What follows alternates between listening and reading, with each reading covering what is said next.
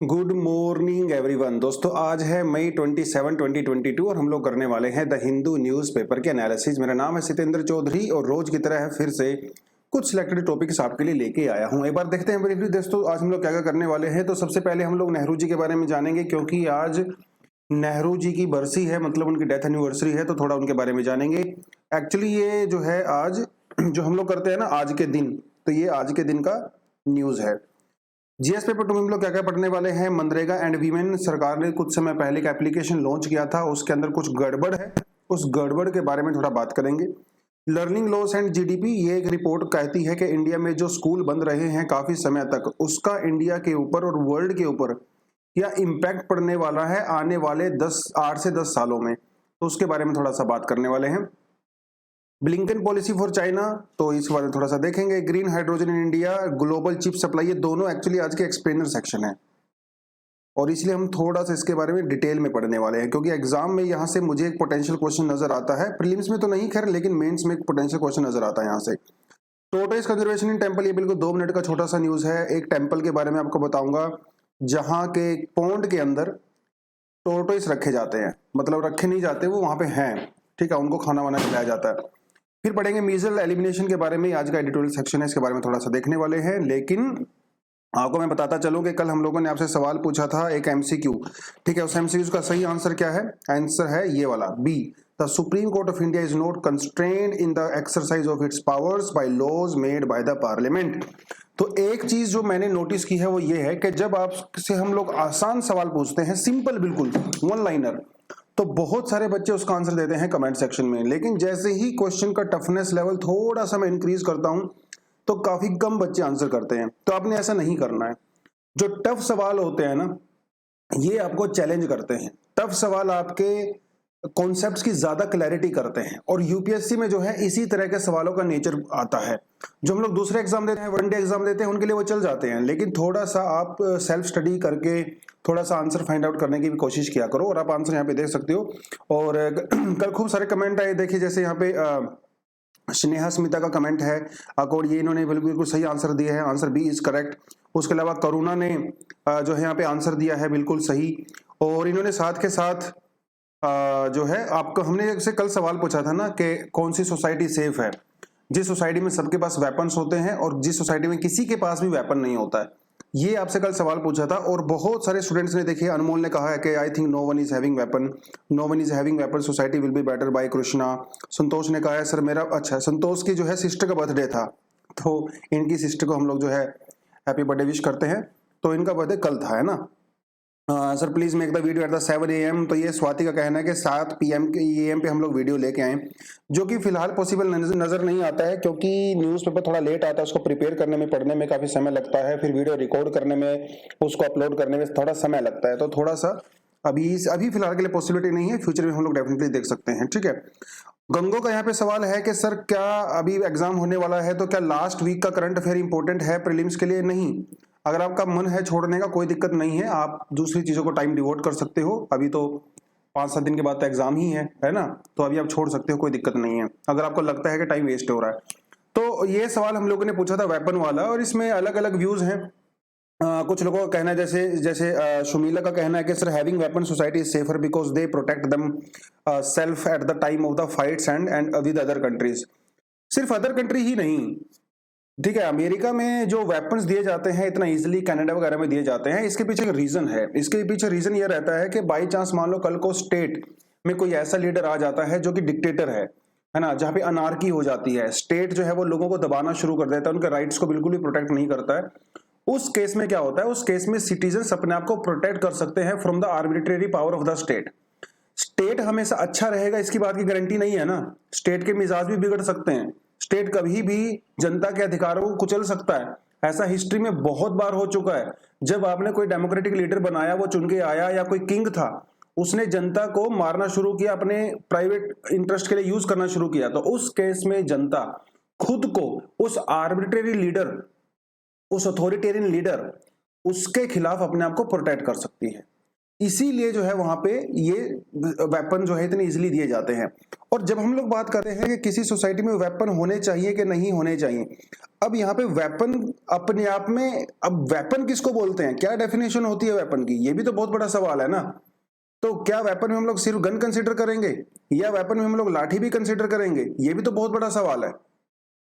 मान लो किसी सोसाइटी में गन नहीं है, तो क्या आप वहां पे लाठी को रोक सकते हो? वो एज अ वेपन काम करेगा ना। वहां पे जो दूसरे नॉर्मल हथियार होते हैं, जो तलवारें होंगी या कुल्हाड़ियां होंगी, वो भी तो वेपन का काम कर सकते हैं। तो क्या उनको रोका जाए?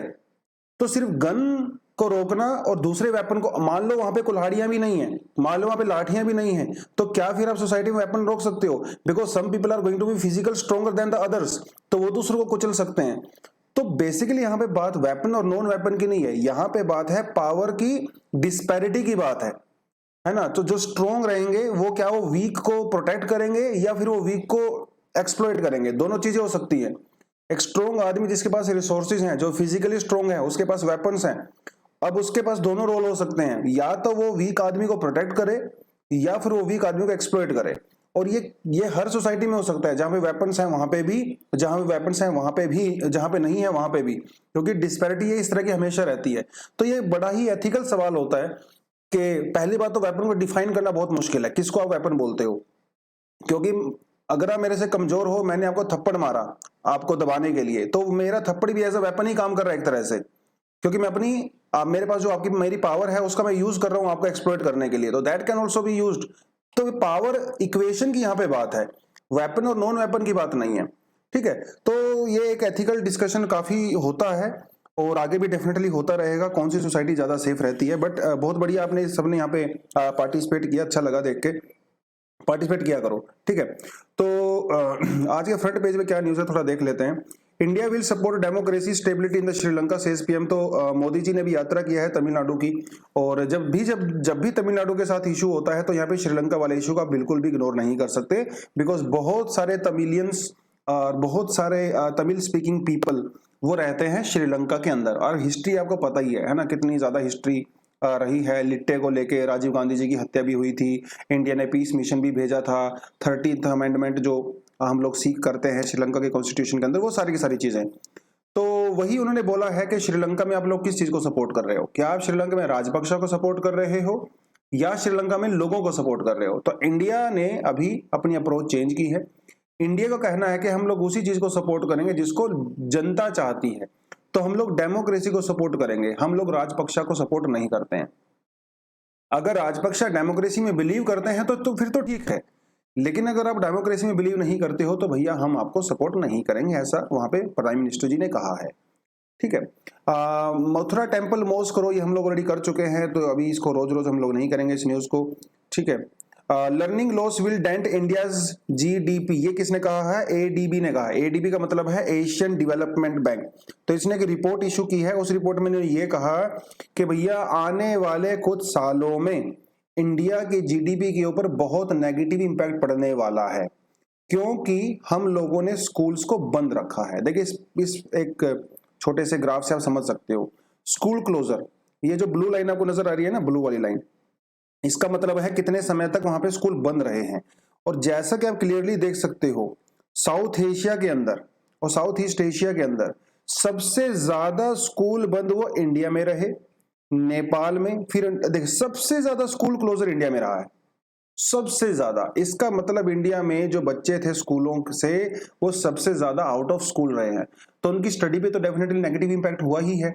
अब आप ये समझ लीजिए कि एक बच्चा जो 2020 और 2022 के बीच में वो स्कूल में नहीं जा पाया, उसको प्रॉपर एजुकेशन नहीं मिला, आने वाले कुछ सालों में जब वो लेबर फोर्स का पार्ट बनेगा तो डेफिनेटली उसके पास एजुकेशन उतनी उस लेवल की नहीं है, लॉस हो गया उसके एजुकेशन का, तो उसको उस लेवल के स्किल भी नहीं मिल पाएंगे।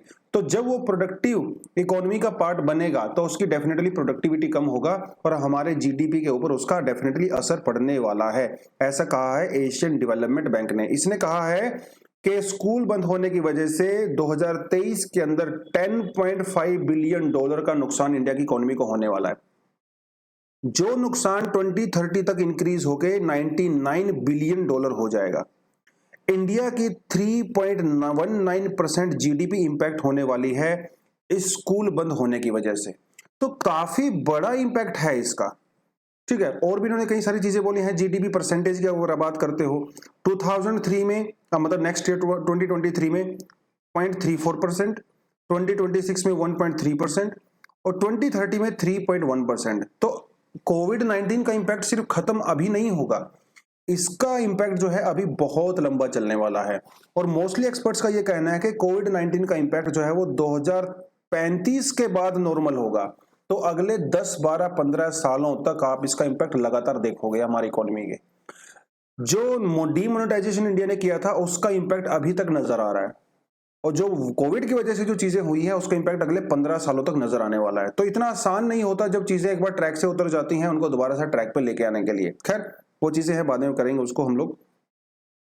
तो आज के दिन में जो है वो नेहरू जी को पढ़ना बहुत जरूरी है, क्योंकि आज नेहरू जी की डेथ एनिवर्सरी है, इनकी बरसी है आज। तो नेहरू जी के बारे में कुछ कुछ चीजें डेफिनेटली आपको पता होना चाहिए। नेहरू जी का जन्म कहाँ पे हुआ था? इलाहाबाद में हुआ था 1889 में। ठीक है। और इनके जो पिताजी थे और उनके भी जो पिताजी थे वो कश्मीरी पंडित से वहां से आए थे, दिल्ली में माइग्रेट होकर 18th सेंचुरी के अंदर। एक वेल डॉक्यूमेंटेड हिस्ट्री है ये। और फिर उनके जो है माता जी थी स्वरूप रानी थुस्सू, ये भी कश्मीरी पंडित फैमिली से ही बिलोंग करती थी। और इसीलिए कश्मीर को लेके नेहरू जी ना बहुत ज्यादा इमोशनल भी थे, क्योंकि फैमिली लीनेज इनका वहां से आता है।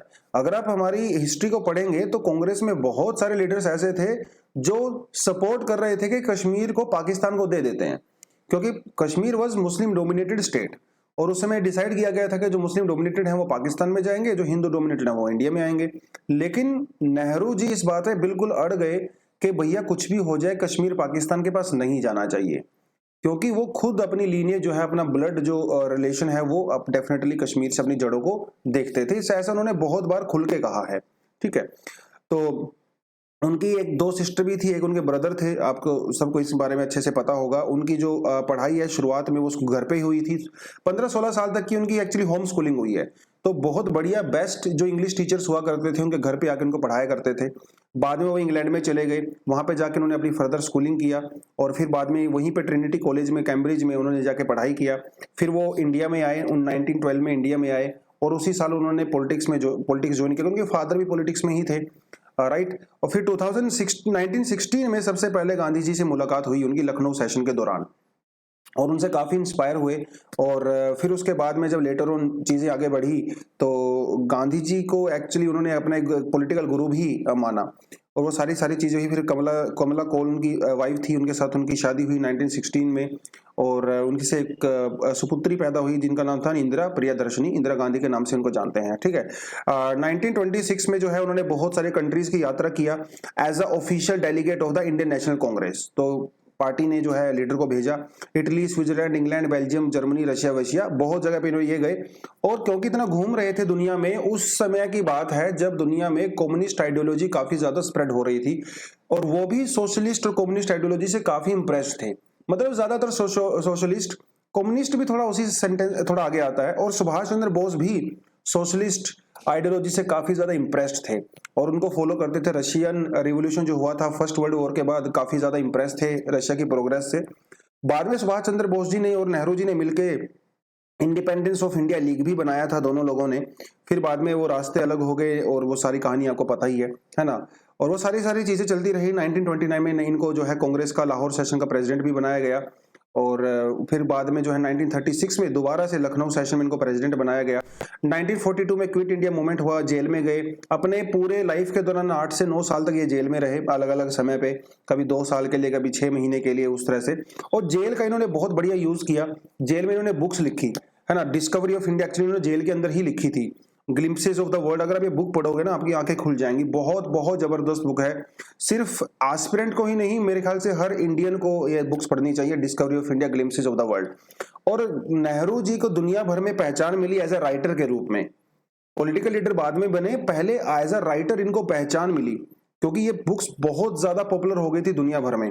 बाकी इन्होंने an autobiography, letter from the father to his daughter, तो ये बुक इन्होंने लिखी, आप ये भी जाके पढ़ सकते हो। 1964 में इनकी जो है डेथ हो गई एंड में, क्योंकि जब 1962 में चाइना वॉर हुआ था उसके बाद ये काफी ज्यादा टेंशन में रहने लगे थे, और क्योंकि इंडिया लॉस्ट द वॉर, और उसका वो काफी ज्यादा ब्लेम कांग्रेस के बहुत सारे लीडर्स के, नेहरू जी के ऊपर भी आता है ना। तो फिर बाद में 1964 में हार्ट अटैक से, वैसे बुजुर्ग भी हो गए थे, और तो हार्ट अटैक से इनका मृत्यु हो गया।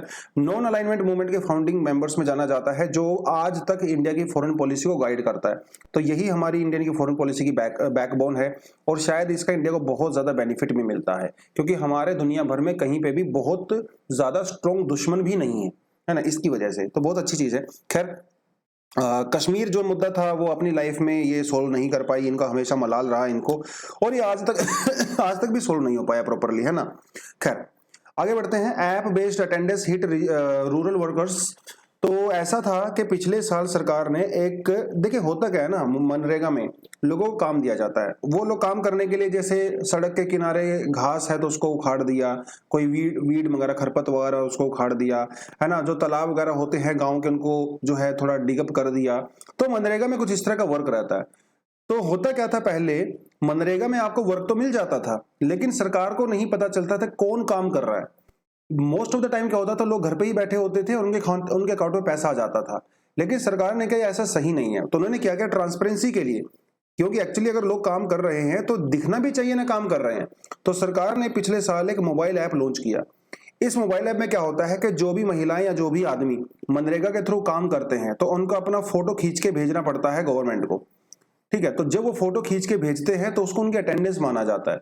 जब अटेंडेंस लगेगी तभी आपके खाते में पैसा आएगा, नहीं तो आपके खाते में पैसा नहीं आएगा। तो ये चीज थी। पिछले साल तक ये वॉलंटरी था, लेकिन इस साल सरकार ने इसको मैंडेटरी कर दिया।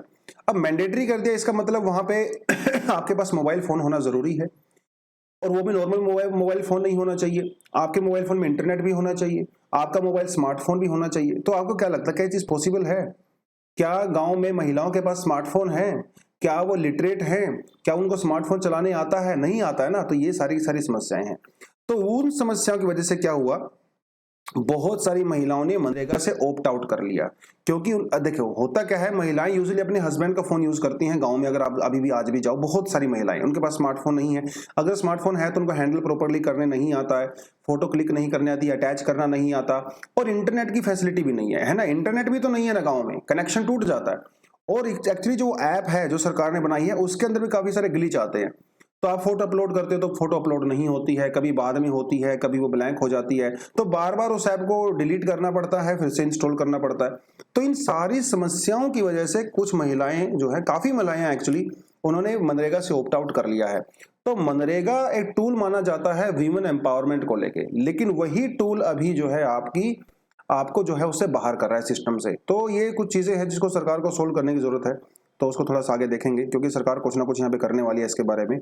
और मनरेगा के बारे में कुछ पॉइंट अगर आपको पढ़ने हैं तो यहाँ पे आपको डिटेल दिया हुआ है, आप उसको खुद से पढ़ सकते हो। पुरानी स्लाइड का पार्ट है ये, तो कुछ डिटेल आपको दिया हुआ है। ठीक है, green hydrogen fuel for the future, ये हम लोग पहले भी इस आर्टिकल को कर चुके हैं, और हेडिंग एक्चुअली लगभग सेम है। ग्रीन हाइड्रोजन में इंडिया वर्ल्ड लीडर बनना चाहता है, क्योंकि अभी देवोस के अंदर क्या हुआ, वहां पे वर्ल्ड इकोनॉमिक फोरम का मीटिंग हो रहा था, उसमें भी हमारे मिनिस्टर साहब ने यही कहा है कि आने वाले 30, 40, 50 सालों में India wants to be a world leader when it comes to green hydrogen. अब बात जब हाइड्रोजन की आती है, तो हाइड्रोजन के बारे में आपको पता होना चाहिए। हाइड्रोजन जो है कलरलेस गैस है, ओडोरलेस है, टेस्टलेस है, नॉन टॉक्सिक है। अब ये चीजें तो ठीक है, लेकिन हाईली कंबस्टिबल है, बहुत जल्दी आग पकड़ लेती है, इससे ब्लास्ट भी हो सकता है। और जब हम लोग हाइड्रोजन की बात करते हैं तो हमारे पास कई तरह की हाइड्रोजन होती है। हमारे पास ग्रीन हाइड्रोजन होती है, ग्रे हाइड्रोजन होती है, और ब्लू हाइड्रोजन भी होती है। अब इसमें क्या फर्क होता है ये आपको पता होना चाहिए। देखिए, हाइड्रोजन हम लोग पैदा कैसे करते हैं, हमारे पास होता है वाटर जिसमें होता है H2O, तो इसका हम लोग इलेक्ट्रोलिसिस करते हैं, इसमें H अलग हो जाता है, O अलग हो जाता है, इस तरह से हमें हाइड्रोजन मिलता है। अब ये जो प्रोसेस होती है हाइड्रोजन बनाने की, इस प्रोसेस के ऊपर डिपेंड करता है वो ग्रीन हाइड्रोजन है, ब्लू है, या फिर वो ग्रे है। अगर ये इलेक्ट्रोलिसिस किया जाता, इलेक्ट्रोलिसिस मतलब करंट, बिजली, इलेक्ट्रिसिटी, अगर ये इलेक्ट्रिसिटी अगर वो रिन्यूएबल एनर्जी सोर्स से आती है हाइड्रोजन बनाने के लिए, तो उसको कहा जाता है ग्रीन हाइड्रोजन। अगर वो कोल से आती है उसको कहा जाता है ग्रे हाइड्रोजन। अगर वो कोल से आती है और उससे CO2 प्रोड्यूस होता है, और अगर हम इस CO2 को कैप्चर कर लेते हैं, उसे कहते हैं ब्लू हाइड्रोजन। तो ग्रे में और ब्लू में दोनों हम लोग कोल का यूज कर रहे हैं, लेकिन ग्रे वाले में कोल से जो CO2 प्रोड्यूस होता था वो एटमॉस्फेयर के अंदर जाता है, लेकिन ब्लू में है वो हम उस CO2 को कैप्चर कर लेते हैं, तो उसको एनवायरनमेंट के अंदर नहीं जाने देते। तो अगर आप इसकी जो है क्लीनिनेस की बात करो तो सबसे बढ़िया रहता है ग्रीन हाइड्रोजन, उसके बाद रहता है ब्लू हाइड्रोजन, और सबसे बेकार होता है हमारा ग्रे हाइड्रोजन। तो ये तो हो गई इसकी प्रोसेस, ठीक है, वो सारी चीज आपको मैंने बता दिया। अब बात यह है कि इंडिया वर्ल्ड लीडर बनना क्यों चाहता है, क्योंकि इंडिया ने हमारा टारगेट रखा हुआ है, हमने टारगेट रखा हुआ है कि 2030 तक हम लोग 50 गीगावाट पैदा करेंगे रिन्यूएबल एनर्जी सोर्सेज से।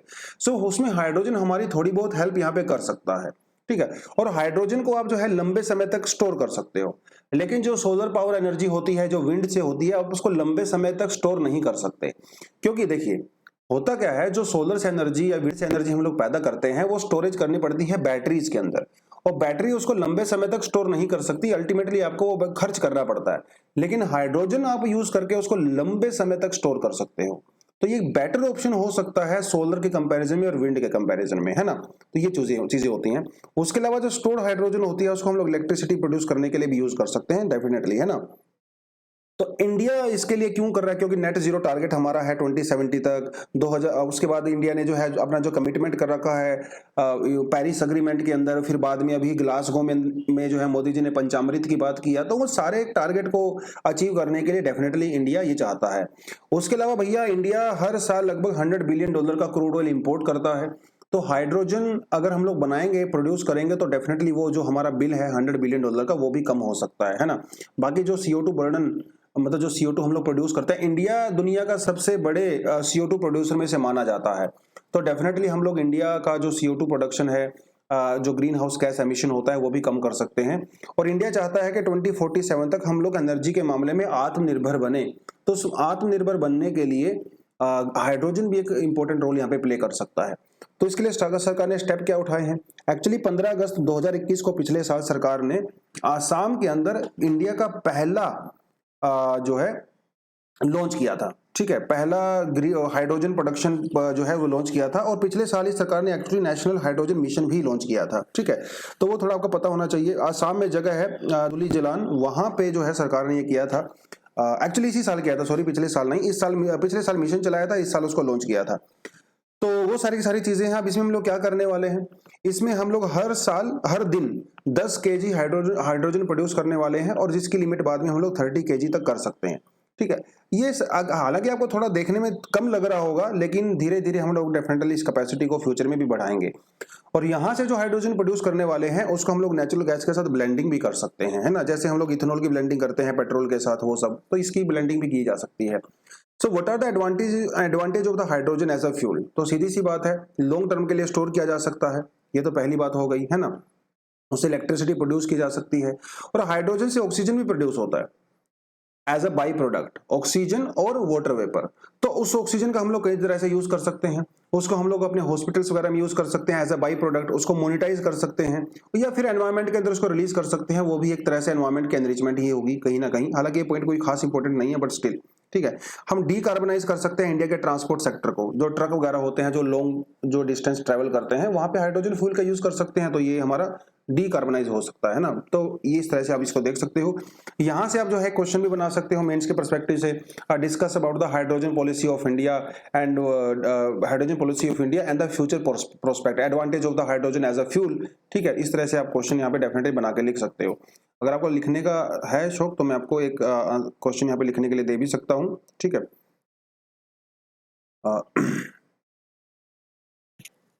Discuss the advantages and challenges with respect to the usage of hydrogen as a fuel for future। 150 words 10 marks, ठीक है। आप अगर इंटरेस्टेड हैं तो ये क्वेश्चन भी आप डेफिनेटली लिख सकते हो, ठीक है। चलिए आगे बढ़ते हैं। नेक्स्ट जो हमारे पास आर्टिकल है वो कहता है where tortoise conservation is devotion, 2 line का टॉपिक है, एक्चुअली ये बात करता है टोर्टोइस के बारे में केरला के कासरगोड डिस्ट्रिक्ट के अंदर वहां पे एक टेम्पल है। इस टेम्पल का नाम है थोरोड अदुनाथ भागीवती टेम्पल। ठीक है, वहां पे एक्चुअली एक तालाब है जिसके अंदर टोर्टोइज रहते हैं। तो लोग वहां तालाब में जाते हैं और उनको दाना दाना खिलाते हैं, चावल आटा जो भी जो है वो समझ लीजिए। तो एक तरह से ये भी एक टोर्टोइज का कंजर्वेशन ही है। जैसे अगर आप गोल्डन टेम्पल में जाते हो अमृतसर के अंदर, तो वहां पे भी जो पॉन्ड है बीच में, वहां पे फिश वगैरह रहती हैं। तो इस तरह से बहुत जगह पे आप देख सकते हो टेम्पल्स वगैरह में जो है इस तरह का प्रोटेक्शन किया जाता है। इवन राजस्थान में तो एक टेम्पल है जहां पे उसे चूहों का टेम्पल कहा जाता है। तो वहां पे चूहों को जो है प्रसाद दिया जाता है, उनको जो है as a incarnation of God भी कह सकते हो, जो पितृ होते हैं उनका भी कह सकते हो। तो इनको भी जो है लोग यूजुअली पूजा करते हैं, इनकी वर्शिप करते हैं और इनको बहुत अच्छा मानते हैं। तो ये भी एक तरह से कंजर्वेशन का ही पार्ट होता है। तो सैक्रेड ये ऑर्गेनिजम्स होते हैं हमारे उसके अंदर। तो ये ब्यूटी है हमारी कंट्री की, जहाँ पे नेचर और इनको जो है पूजा जाता है, इनकी कंजर्वेशन की जाती है। ठीक है, बाकी थोड़ा बहुत आपको पता होना चाहिए कि टर्टल और टॉर्टोइज के अंदर क्या डिफरेंस होता है। जब हम लोग टर्टल की बात करते हैं तो बेसिकली जैसे हम लोग ओलियोडेंड्रन टर्टल की बात करते हैं, लेदर बैक टर्टल की बात करते हैं। Leather back turtle is the largest turtle in the world, heaviest भी होता है, 700 किलो तक जा सकता है। तो थोड़ा सा इनके बीच में डिफरेंस होता है, थोड़ा आपको पता होना चाहिए कि जो टर्टल होते हैं वो मेनली पानी के अंदर रहते हैं और टोर्टोइज होते हैं वो यूजुअली लैंड के अंदर रहते हैं। पानी में भी जा सकते हैं, ऐसी बात नहीं है, लेकिन usually most of the time उनका जो स्पेंड होता है वो लैंड के ऊपर ही स्पेंड होता है। ये इनका लाइफ स्टाइल है, तो ऐसे चलता है इनका। ठीक है, टर्टल जो है वो यूजुअली ओमनिवोर्स होते हैं, मतलब ये सब कुछ खाते हैं, शाकाहारी मांसाहारी सब होते हैं। यूजुअली जो टोर्टोइज होते हैं वो हर्बीवोर्स होते हैं, ये थोड़ा आपको पता होना चाहिए। ठीक है, तो हम ये लोग कह सकते हैं कि not all turtles are tortoise. तो हर टर्टल टोर्टोइज नहीं होता, लेकिन हर टर्टल जो है वो टोर्टोइज जो है वो टर्टल होता है। ठीक है, क्योंकि ये पानी के अंदर भी रह सकता है, लैंड के अंदर भी रह सकता है। ये सिर्फ हर्बीवोर्स होता है, ये हर्बीवोर और कार्निवोर दोनों होते हैं, मतलब ओमनिवोर होते हैं, सब कुछ खाते हैं। टर्टल का जो लाइफ स्पैन है वो थोड़ा कम रहता है, 20 to 40 ईयर्स रहता है, जबकि टोर्टोइज का जो लाइफ स्पैन है वो काफी ज्यादा रहता है, 80 to 150 ईयर्स हो सकता है, इससे ज्यादा भी हो सकता है। कई टोर्टोइज ऐसे हैं जिनको जो है 400 साल 500 साल तक भी जी सकते हैं। और लार्जेस्ट जो टर्टल है दुनिया का उसका नाम है लेदर बैक टर्टल। तो ये कुछ हुआ आपको पता होना चाहिए। और जब हम लोग टोर्टोइज की बात करते हैं तो हमारे जो वाइल्ड लाइफ प्रोटेक्शन एक्ट है उसके शेड्यूल 4 में आता है, मतलब इतना हाईएस्ट लेवल ऑफ प्रोटेक्शन इसको नहीं दिया जाता, बट एनीवेज ठीक है, ये आपको पता होना चाहिए। नेक्स्ट हमारे पास जो आर्टिकल है दोस्तों वो है लर्निंग लॉस। ये हम लोग एक्चुअली कर चुके हैं, तो रिपीटेड हो गया ये, हम लोग ने न्यूज़पेपर से इसको कर लिया था, आप यहाँ से भी पढ़ सकते हैं। ठीक है, नेक्स्ट है वो Blinken outlines policy to counter China. देखिए ब्लिंकन जो है वो अमेरिका के सेक्रेटरी ऑफ स्टेट हैं और इनका अभी अमेरिका के सिर्फ 2 ही टारगेट हैं, एक टारगेट है रशिया और दूसरा टारगेट है चाइना। और यहाँ पे चाइना बेसिकली यूएसए को ज्यादा थ्रेट करता है, क्योंकि चाइना देखिए रशिया तो उसको सिर्फ डिफेंस में थ्रेट कर सकता है, क्योंकि रशिया की इकोनॉमी उतनी स्ट्रांग नहीं है, लेकिन चाइना इसको इकोनॉमिकली और स्ट्रेटेजिकली दोनों तरीके से थ्रेट कर सकता है। तो जब इलेक्शन हुए थे वहां पे मिस्टर ट्रंप के, तो मिस्टर ट्रंप ने भी चाइना को लेके बहुत सारी बड़ी बड़ी बातें बोली और फिर बाद में अभी जो बाइडेन आए ये भी यही कहते हैं कि अमेरिका की जो नंबर 1 पॉलिसी है वो क्या है, चाइना को काउंटर करने की। क्योंकि चाइना क्या कर रहा है, चाइना जो है वो वर्ल्ड ऑर्डर को थ्रेट कर रहा है। वर्ल्ड ऑर्डर मतलब जो अभी तक चीजें चली आ रही थी, राइट, उसकी बात करता है। Basically United nation, IMF, WTO, world bank, इसको वर्ल्ड ऑर्डर कहा जाता है, जो कि इंटरनेशनल वर्ल्ड ऑर्डर है, बहुत सारे कंट्री उसका पार्ट है। चाइना इसको थ्रेटन करता है, इसीलिए अमेरिका चाहता है कि चाइना जो है अपनी हद में रहे और वर्ल्ड ऑर्डर को फॉलो करे। हालांकि ये वर्ल्ड ऑर्डर जो है सेकंड वर्ल्ड वॉर के बाद यूएसए ने ही एस्टेब्लिश किया था, तो बहुत सारे लोग इसको यूएसए का वर्ल्ड ऑर्डर भी मानते हैं, यूएसए ऑर्डर भी मानते हैं। तो डेफिनेटली यूएसए इस बात को कभी हजम नहीं कर पाएगा, कोई कंट्री, एशियन कंट्री, वो भी अमेरिका की हेजमनी को चैलेंज कर रही है। तो इसलिए अमेरिका भी यहाँ पे थोड़ा फड़फड़ा रहा है इस टाइम पे, लेकिन उसकी फड़फड़ाहट जो है वो बहुत ज्यादा कामयाब बहुत जगह होती भी नहीं है, नहीं भी होती है। खैर एनीवेज, इकोनॉमिकली तो अभी चाइना बहुत बड़ी पावर बन चुका है, तो अमेरिका उसको ज्यादा थ्रेटन नहीं कर सकता अमेरिका उसके, लेकिन स्ट्रेटेजिकली और डिफेंस वाले सेक्टर में अभी भी चाइना उतना स्ट्रांग नहीं है जितना अमेरिका है डेफिनेटली। तो वही करना चाहता है। और ये एक्चुअली ब्लिंकन ने खास खुद बात बोली भी है कि हम लोग चाइना को इकोनॉमिकली बहुत ज्यादा चैलेंज नहीं कर सकते, लेकिन उसको टेक्नोलॉजिकली और डिप्लोमेटिकली मिलिट्री हम उसको चैलेंज कर सकते हैं। तो इंडो पैसिफिक रीजन की बेसिकली बार बार बात करते हैं कि वहां पे चाइना के स्प्रेड को रोकना पड़ेगा। तो उसके बारे में थोड़ी बहुत चीजें थी, इंडिया के पर्सपेक्टिव से बहुत इंपॉर्टेंट नहीं है, हमारे पर्सपेक्टिव से तब इंपॉर्टेंट हो जाता है जब हम लोग कोड की बात करते हैं ना, इस तरह की चीजों की बात करते हैं, तब हमारे लिए इंपॉर्टेंट हो जाता है। अदरवाइज अमेरिका क्या करता है चाइना को लेके, यूपीएससी इससे ज्यादा कंसर्न है नहीं। इंटरव्यू वगैरह में क्वेश्चन बेसिकली पूछ सकते हैं, क्योंकि वर्ल्ड में क्या हो रहा है, प्रीलिम्स और मेंस के हिसाब से कुछ खास यहाँ पे न्यूज बनता नहीं है। ठीक है, चलिए दोस्तों आगे बढ़ते हैं। नेक्स्ट जो हमारे पास न्यूज है वो है sighting the finishing line in the measles rubella elimination. तो ये है आज का एडिटोरियल, जो बेसिकली दो डिसीज के बारे में बात कर रहा है। और ये जो डिसीज है वो भी जो है वेक्टर बेस्ड है, मतलब वायरस बेस्ड है। ये भी कंटेमिनेट होते हैं, ट्रांसमिट होते हैं, मीजल्स और रूबेला। आपको याद होगा स्कूल वगैरह में जब हम लोग थे, हमें जो है टीके लगाए गए थे मीजल्स के, रूबेला वगैरह के, तो उसके बारे में ही बात करता है। तो 2017 के अंदर क्या हुआ, सरकार ने टीके लगाए, लेकिन ये टीके हॉस्पिटल में नहीं लगे, ये टीके लगाए गए कहां पे, स्कूल के अंदर लगाए गए, मीजल्स के लिए को और रूबेला को लेके। ठीक है, ये दोनों डिसीज हैं, आपको ये पता होना चाहिए, क्योंकि देखो ये भी इसके बारे में ही बात कर रहा है। तो मीजल्स रूबेला वैक्सीनेशन हमारी कंट्री में प्रोग्राम है जिसे कहा जाता है यूनिवर्सल इम्यूनाइजेशन प्रोग्राम, है ना, ये आपको पता होना चाहिए।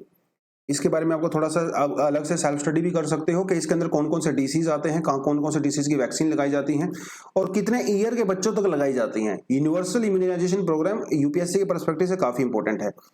तो अब कई सारे सवाल यहाँ पे इकट्ठा हो गए। अब सरकार ने लगा तो दिए टीके, लेकिन एक्सपर्ट लोग सरकार से सवाल पूछने लगे। क्या क्या सवाल पूछे उन्होंने, ये कहा कि यूनिवर्सल इम्यूनाइजेशन प्रोग्राम के तहत सिर्फ 5 साल के बच्चों को ही कवर किया जाता है, फिर भी ये टीके 15 साल के बच्चों तक क्यों लगाए गए।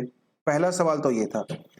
दूसरा सवाल ये था कि ये जो वैक्सीन आपने उनको दिया है, बच्चों को स्कूल में जो वैक्सीन आपको दिया है, आपने उसको हॉस्पिटल के अंदर क्यों नहीं दिया, है ना, जहां पे पेरेंट्स भी आ सकते थे। तो यहां पे ये बड़ा सवाल है। हेल्थ केयर सेंटर में क्यों नहीं दिया। तो कुछ सवाल जो है वो सरकार को खड़े किए मतलब सरकार से पूछे जा रहे हैं। अब यहाँ पे बात क्या है, देखिए बात यहाँ पे ये है, सरकार ने जवाब दिया।